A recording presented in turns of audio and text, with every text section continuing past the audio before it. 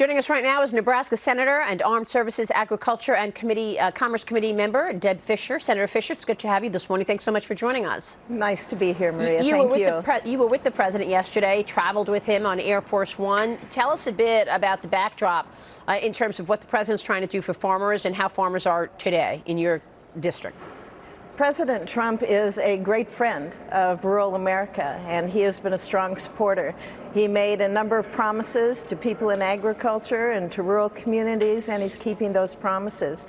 Being able to fly on Air Force One is a great experience, and it gives us an opportunity to have a good conversation with the president. And we have time to sit down, so we talked about a number of things, from renewable energy and making this country energy independent, to talking about the disasters that have hit Nebraska and the needs we have there with levees, with Offutt Air Force Base, to get our farmland back in production. So we had a great discussion on a number of things affecting my state.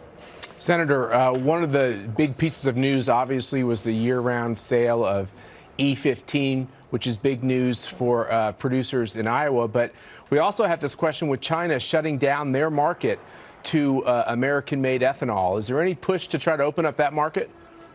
Well, of course there is. The president knows that a good trade agreement with China is going to include a lot of ag products.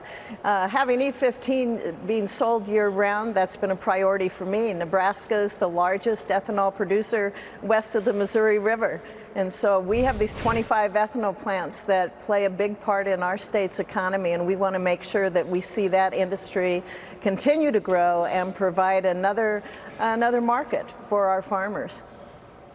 Senator, this is Catherine Rivera here. With regard to USMCA, what is the time frame that the president is pushing for, specifically from the House Democrats, to get that vote done? Right. You know, if you heard his speech yesterday, I think he was very plain in saying that we need to get our friends on the other side of the aisle, both here in the Senate and especially in the House with Speaker Pelosi, to get that USMCA up and get a vote done. I feel good about the vote. I know that members on both sides of the aisle realize that this is a good deal.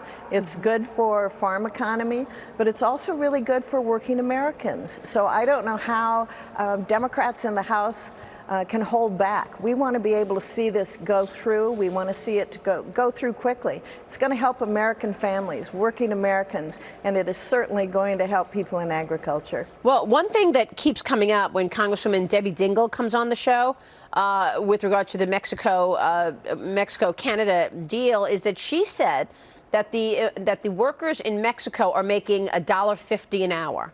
And she said that that's so competitive that it's going to put U.S. workers out of a job.